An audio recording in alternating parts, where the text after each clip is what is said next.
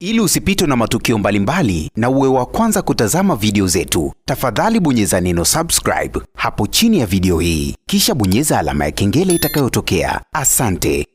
Habari ya moto, habari ambayo imetrendi sana kwenye mitandao ya kijamii ni habari ambayo inamhusisha msanii Diamond Platnumz. Kwa mara nyingine tena tumeweza kumuona Mange Kimambi ameweza kuzungumzia kuhusiana na msanii Diamond pamoja na media yake ya Wasafi. Media ya Wasafi tumeweza kuona kwa namna fulani hivi kuna baadhi ya watangazaji wanajiondoa taratibu, lakini kuna watangazaji wengine wametimuliwa kazi na msanii Diamond Platnumz. Watu wengi sana wakawa wanajiuliza kuna kitu gani ambacho kinaendelea katika media ya msanii Diamond.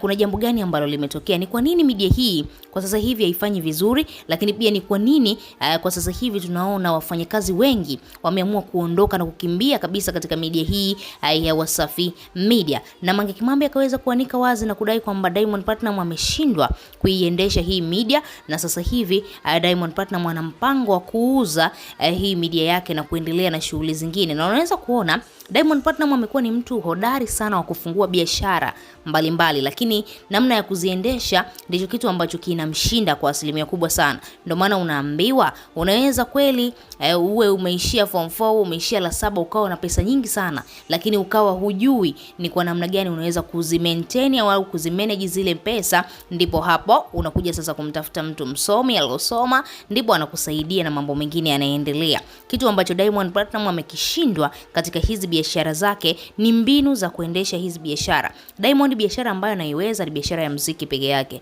Hakuna biashara nyingine ambayo Diamond Platnumz anaiweza. Hebu tuangalie kitu cha kwanza. Tunakumbuka kile kipindi Diamond alianzisha Diamond Karanga. Iko wapi? Karanga ziko wapi? Lakini pia tunakumbuka mwaka jana si mwaka juzi, Diamond aliweza kuzindua sabuni zake za Wasafi, Wasafi soap, lakini sasa hivi ukienda madukani huzioni. Lakini pia tunaona Diamond Platnumz alifungua Wasafi Bet. Baada ya kufungua Wasafi Bet, namna kuendesha ile Wasafi Bet kiko wapi? Baba Levo ndo mtu ambaye alimshauri Diamond afungue Wasafi Bet, na mpaka sasa hivi hatuioni hiyo Wasafi Bet ikiendelea na wala hatuoni tena ikiwa inafanya vizuri. Lakini pia katika swala zima la media, msanii Diamond Platnumz katika akili yake ya kichwani aliamua kufungua media kwa sababu aliona huenda kuna faida kule, kwa sababu akimwangalia Majizo anafanya vizuri, basi na yeye akaona sio mbaya akafungua media. Ni kitu kizuri na alifanikiwa kwa asilimia kubwa sana kufungua media.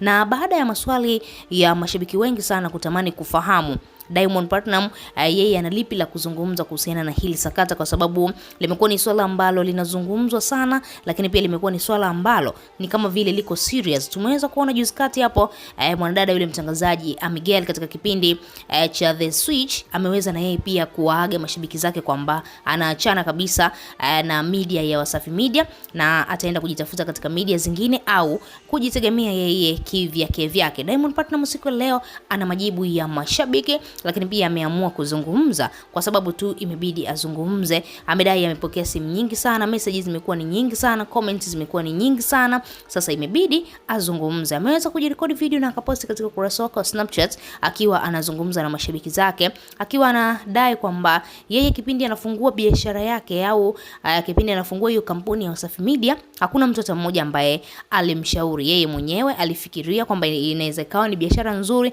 akashirikisha baadhi ya marafiki zake, baadhi ya wadau wakamwambia ni kitu kizuri, akafungua Wasafi Media. Lakini Diamond huyo anakuambia hata kama ameamua kuiuza hiyo Wasafi Media yake ni yeye mwenyewe maamuzi yake, kwa sababu anakuambia kipindi ameanzisha hakuna mtu hata mmoja ambaye aliweza kumsaidia kumpatia mawazo. Lakini pia kipindi anataka kuiuza basi ana uwezo wa kuiuza, na Diamond Platnumz amedai hana sababu yoyote ambayo inampelekea kuuza hiyo media, bali ni yeye mwenyewe ambaye ameamua kuiuza hiyo media, na hakuna mtu yoyote ambaye ana uwezo wa kumuuliza swala kama hilo, kwa sababu ni mali yake. Ana uwezo wa kuimiliki na ana uwezo wa kuiuza muda wowote ambao yeye binafsi ana uhitaji. Wewe kama shabiki unalipi la kuzungumza?